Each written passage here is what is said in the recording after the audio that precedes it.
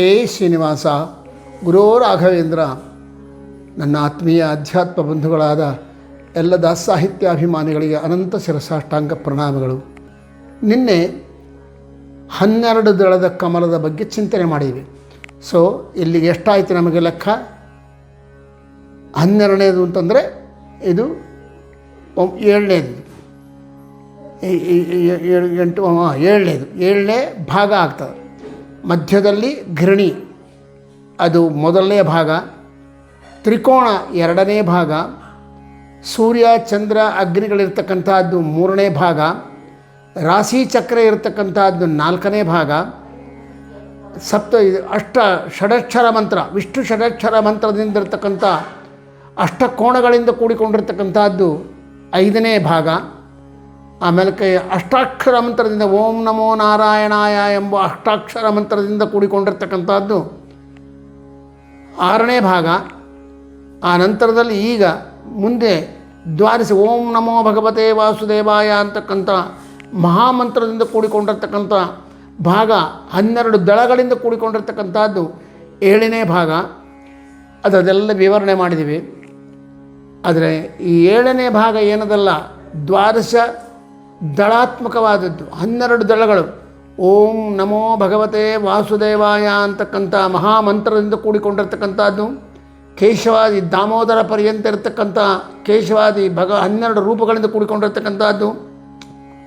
ಮೇಷ, ವೃಷಭ, ಮಿಥುನ, ಕರ್ಕಾಟಕ, ಸಿಂಹ, ಕನ್ಯಾ, ತುಲಾ, ವೃಶ್ಚಿಕ, ಧನುಸ್ಸು, ಮಕರ, ಕುಂಭ, ಭೀಮ, ಮೀನ ಅಂತಕ್ಕಂಥ 12 ರಾಶಿಗಳಿಂದ ಕೂಡಿಕೊಂಡಿರ್ತಕ್ಕಂಥದ್ದು.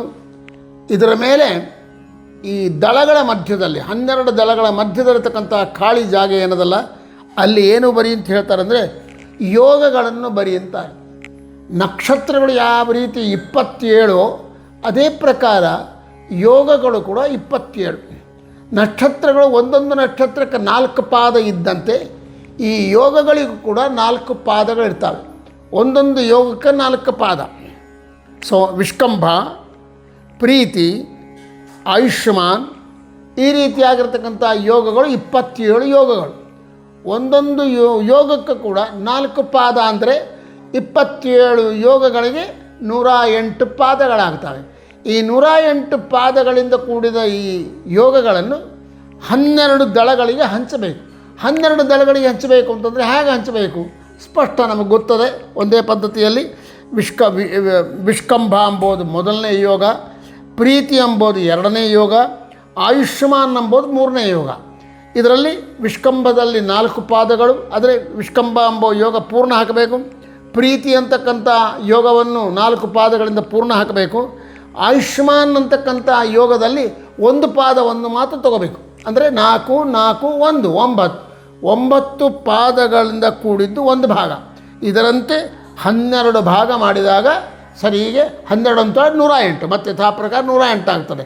ಸೊ 12 ದಳಗಳ ಮಧ್ಯಭಾಗದಲ್ಲಿರುವ ಖಾಲಿ ಜಾಗದಲ್ಲಿ ಈ ವಿಷ್ಕಂಭಾದಿ ಯೋಗಗಳನ್ನು ವಿಭಾಗ ಮಾಡಿ ಪಾದಗಳಿಗೆ ಅನುಗುಣವಾಗಿ ಒಟ್ಟು ಒಂದೊಂದು ಭಾಗದಲ್ಲಿ, ಒಂದು ಮಧ್ಯ ಖಾಲಿ ಭಾಗದಲ್ಲಿ 9 ಪಾದಗಳಿಂದ ಕೂಡಿದ ಯೋಗಗಳನ್ನು ಹಾಕಿ ಒಟ್ಟು 12 ದಳಗಳ ಮಧ್ಯದಲ್ಲಿರುವ ಖಾಲಿ ಜಾಗದಲ್ಲಿ ಒಟ್ಟು 27 ಯೋಗಗಳಿಗೆ ಸಂಬಂಧಪಟ್ಟ ಭಾಗಗಳನ್ನು ಹಾಕಬೇಕು ಅಂತ ವಿವರಣೆ ಕೊಡ್ತಾರೆ. ಇದಾದ ಮೇಲೆ ಈ 12 ದಳಗಳಿಂದ ಕೂಡಿದ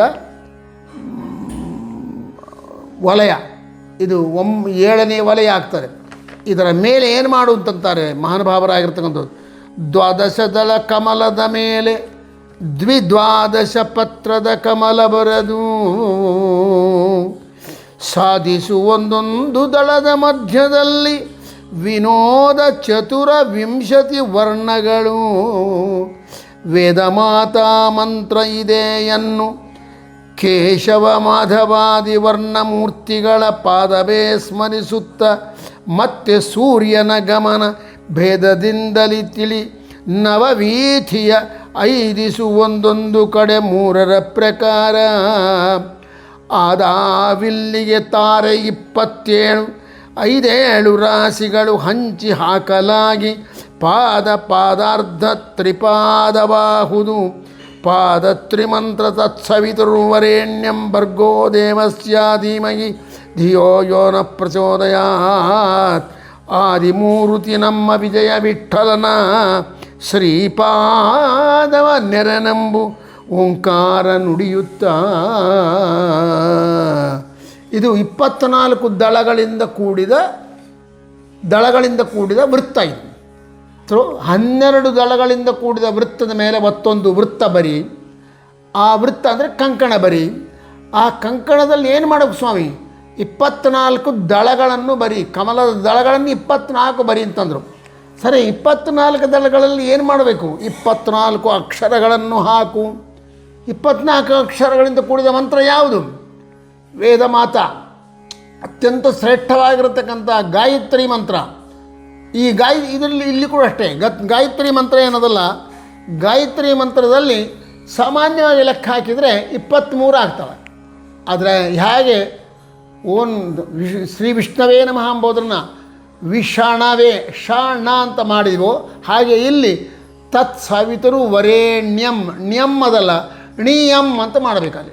ಣ್ಯಂ ಎಂಬುದು ಒಂದೇ ಅಕ್ಷರ, ಆದರೆ ಅದನ್ನು ಣ ಮತ್ತು ಯ ನ್ಯ ಹಾಗೆ ಮಾಡಿದರೆ 24 ಅಕ್ಷರ ಆಗ್ತವೆ. ಈ ರೀತಿ ಓಂ ತತ್ ಸವಿತು ಉತ್ಸ ವಿ ತು ಹೀಗೆ ಲೆಕ್ಕ ಹಾಕಿ ಒಂದೊಂದು ದಳದಲ್ಲಿ ಗಾಯತ್ರಿಯ ಒಂದೊಂದು ಅಕ್ಷರವನ್ನು ಬರಿ. ಗಾಯತ್ರಿಯಲ್ಲಿ ನಮಗೆ 23 ಅಕ್ಷರವಲ್ಲ, ಒಂದು ಕಮ್ಮಿ ಆಗ್ತದೆ ಅಂತಂದರೆ ಹೇಗೆ ವಿಷ್ಣು ಷಡಕ್ಷರ ಮಂತ್ರದಲ್ಲಿ ವಿಷ್ಣು ಎಂಬುದನ್ನು ಷಣ ಅಂತ ಮಾಡಿದೆವೋ, ಅದೇ ಪ್ರಕಾರ ಗಾಯತ್ರಿ ಮಂತ್ರದಲ್ಲಿ ಕೂಡ ವರೇಣ್ಯಂ ಣ್ಯಂ ಎಂಬುದನ್ನು ಣೀಯಂ ಅಂತ ಮಾಡಬೇಕು. ತತ್ ಸ ವಿತು ವರೇಣೀಯಂ ವರೇಣೀಯಂ ಣ್ಯಂ. ಅದಕ್ಕೆ ಈ 24 ಅಕ್ಷರಗಳನ್ನು 24 ದಳಗಳಲ್ಲಿ ಬೀಜಾಕ್ಷರಗಳನ್ನಾಗಿ ಮಾಡಿ ಹಾಕಬೇಕು. ಹಾಕಿ ಏನು ಮಾಡಲಿ, ಮುಂದೆ ಏನು ಮಾಡಬೇಕು ಸ್ವಾಮಿ? ಅವ್ರು ಹೇಳ್ತಾರೆ, ಅದ್ಭುತವಾದ ಚಿಂತನೆ ಕೊಡ್ತಾರೆ ವಿಜಯಪ್ರಭುಗಳು. ಇಲ್ಲಿ 24 ಕೇಶವಾದ ರೂಪಗಳನ್ನು ಬರಿ ಅಂತಾರೆ. ಕೇಶವ ಮೊದಲನೇದು ಸಾಧಾರಣವಾಗಿ ಊಹೆ ಮಾಡಿಕೊಂಡ್ರೆ ಈಸಿಯಾಗಿ ಗೊತ್ತಾಗ್ತದೆ. ಓಂ ತತ್ ತಂ, ಓಂ ತಂ.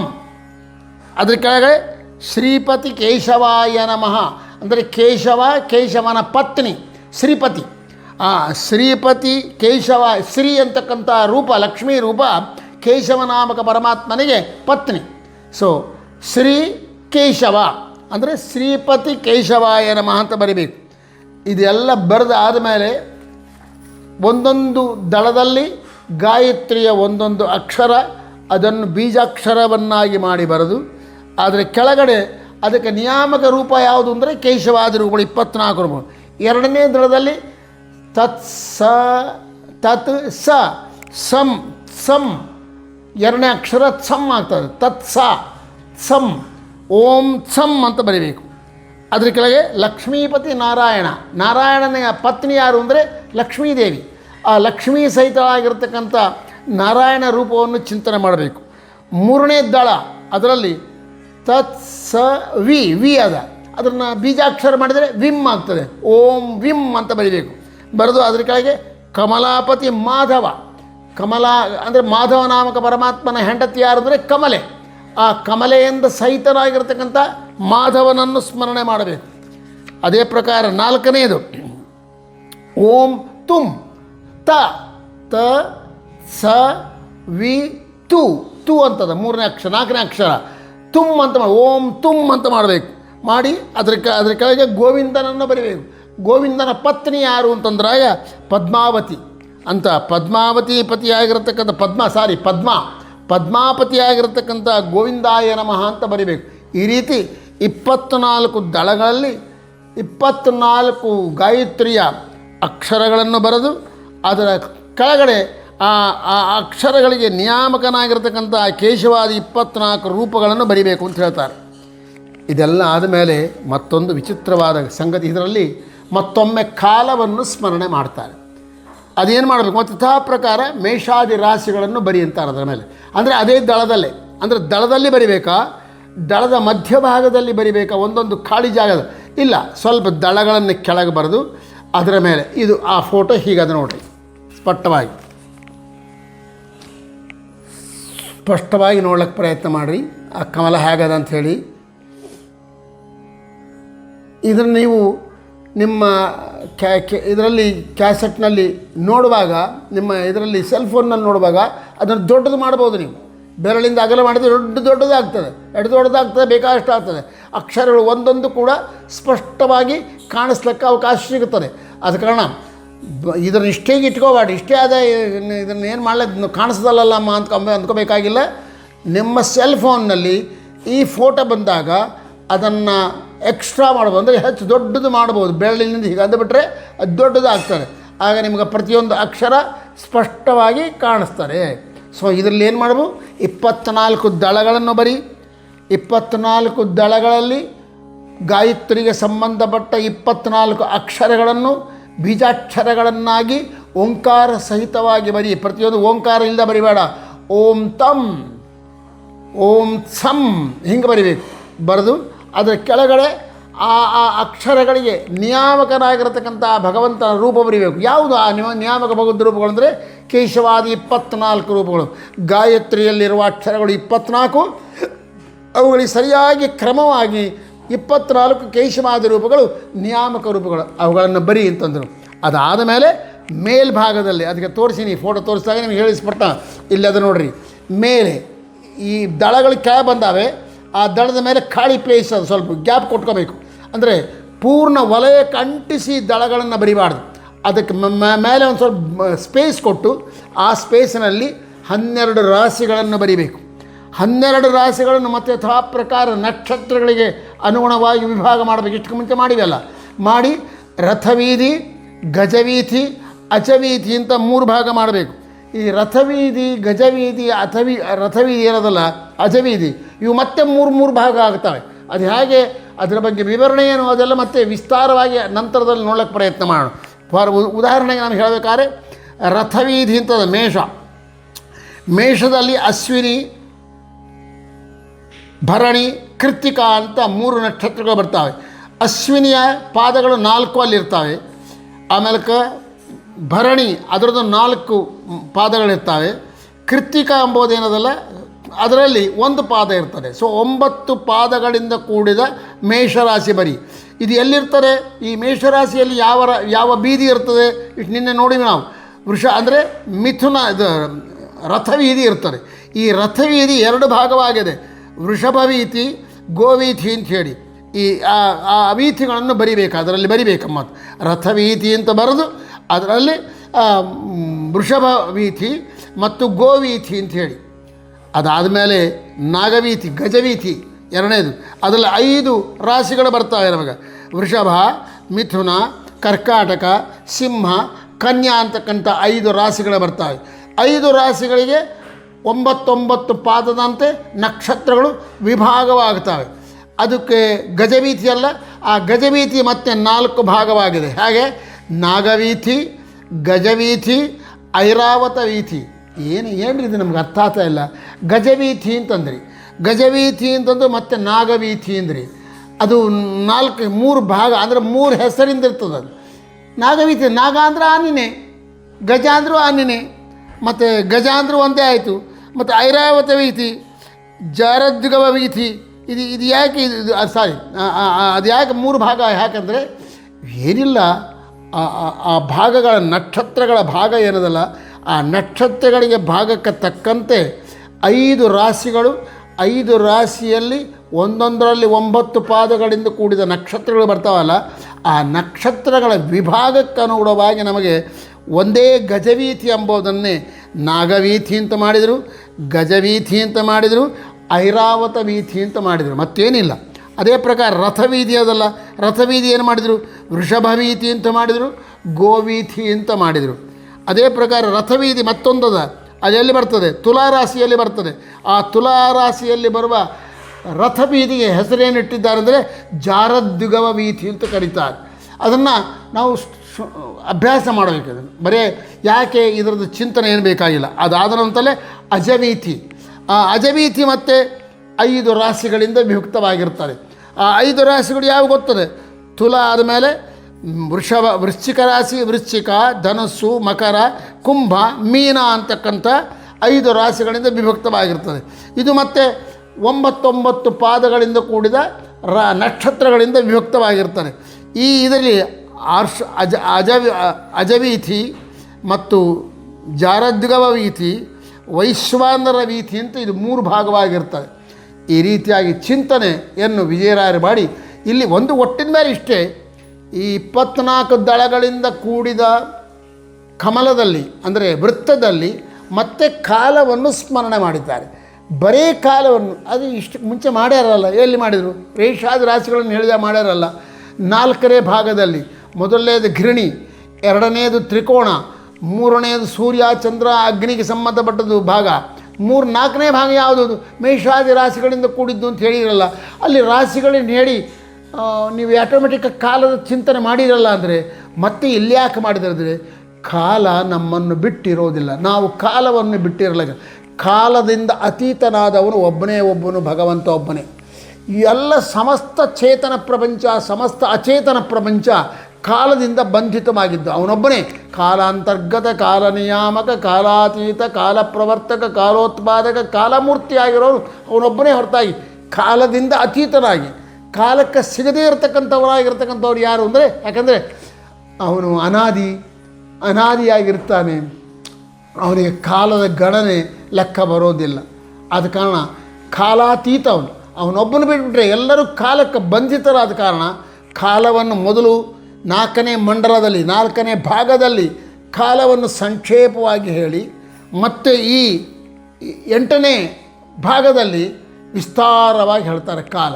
24 ದಳಗಳು, 24 ದಳಗಳಲ್ಲಿ ಇದು ಗಾಯತ್ರಿಯ 24 ಅಕ್ಷರಗಳನ್ನು ಹಾಕು ಅಂತ ಹೇಳಿ, 24 ಕೇಶವಾದಿ ನಾಮಗಳನ್ನು ಬರಿ ಅಂತ ಹೇಳಿ, ಹೆಸರುಗಳನ್ನು ಚಿಂತನೆ ಮಾಡು ಅಂತೇಳಿ, ಮತ್ತೆ ಕಾಲವನ್ನು ಇಲ್ಲಿ ಮತ್ತೆ ಮೇಷಾದಿ ರಾಶಿಗಳನ್ನು ಹಾಕಿ ಆ ಮೇಷಾದಿ ರಾಶಿಗಳು ಯಾವ್ಯಾವ ವೀಥಿಯಲ್ಲಿ ಇರ್ತಾವೆ ಅಂತ ಚಿಂತನೆ ಮಾಡಿ, ಆ ವೀಥಿಗಳು ಒಂದೇ ರೀತಿಯವನ ಅಥವಾ ಅದರಲ್ಲಿ ಭಾಗ ಅದನ ಅಂದರೆ ಅದರಲ್ಲಿ ಡಿವೈಡ್ ಮಾಡಿ ನಮಗೆ ವಿಸ್ತಾರವಾಗಿ ಕಾಲದ ಚಿಂತನೆಯನ್ನು ಕೊಟ್ಟರು. ಯಾಕಂದರೆ ಕಾಲಾತೀತರು ನಾವಲ್ಲ, ಜೀವಿಗಳು ಕಾಲದಿಂದ ಬಂಧಿತರಾಗಿರ್ತಕ್ಕಂಥವರಾದ ಕಾರಣ ಕಾಲದ ಪರಿಜ್ಞಾನ ನನಗೆ ಅತ್ಯಂತ ಅವಶ್ಯಕ ಅಂತ ಸ್ಪಷ್ಟ ಮಾಡಿಕೊಟ್ರು. ಇಲ್ಲಿ ಅಕ್ಷರಗಳ ಬಗ್ಗೆ ಏನು ಹೇಳೋದಿಲ್ಲ, ಇಲ್ಲಿ ಅಜಾದಿ ರೂಪಗಳನ್ನು ಹಾಕು ಅಂತ ಹೇಳೋದಲ್ಲ. ಇದರ ಮೇಲೆ ಮತ್ತೆ 51 ದಳಗಳಿಂದ ಮತ್ತೊಂದು ವೃತ್ತ ಮಾಡು, ಅದರಲ್ಲಿ 51 ದಳಗಳನ್ನು ಬರಿ. ಆ 51 ದಳಗಳಲ್ಲಿ ಅಜಾದಿ ರೂಪಗಳನ್ನು ಆ ಈ ಉ ರು ರು ರಿಲ್ ರು ಅಂಬೋ 51 ಅಕ್ಷರಗಳು ಕ್ಷಕಾರದವರೆಗಿರ್ತಕ್ಕಂಥ ಅಕ್ಷರಗಳನ್ನು ಬರಿ. ಆ ಬರೀ ಅಕ್ಷರಗಳನ್ನು ಬರಿಬೇಡ, ಅಕ್ಷರಗಳಿಂದ ನಿಯಾಮಕನಾದ ಭಗವದ್ರೂಪಗಳನ್ನು ಕೂಡ ಅಲ್ಲಿ ಚಿಂತನೆ ಮಾಡು ಅಂತ ಹೇಳ್ತಾರೆ. ಅದರ ಚಿತ್ರ ಈ ರೀತಿಯಾದ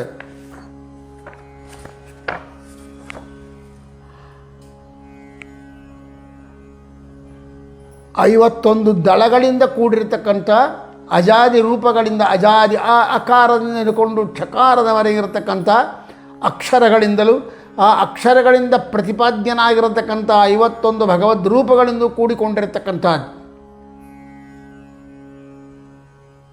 ಸೊ ಇದನ್ನು ಕೊನೆಯ 9ನೇ ಭಾಗದಲ್ಲಿ ಇದನ್ನು ಆ್ಯಡ್ ಮಾಡಿದ್ದಾರೆ. ಒಟ್ಟಿನಲ್ಲಿ 9 ಭಾಗಗಳಿಂದ ಕೂಡಿದ ಚಕ್ರಾಬ್ಜ ಮಂಡಲವನ್ನು ತಮ್ಮ ಸುಳಾದಿಯಲ್ಲಿ ವಿಸ್ತಾರವಾಗಿ ಹೇಳಿ ಅದರ ಫಲ ಏನು ಹೇಳ್ತಾರೆ ಅದನ್ನು ನಾಳೆ ನೋಡೋಣ ಅಂತ ಹೇಳ್ತಾ ಇವತ್ತಿಗೆ ಸಮಾಪ್ತಿ ಮಾಡೋಣ. ಹರೇ ಶ್ರೀನಿವಾಸ, ಗುರೋ ರಾಘವೇಂದ್ರ.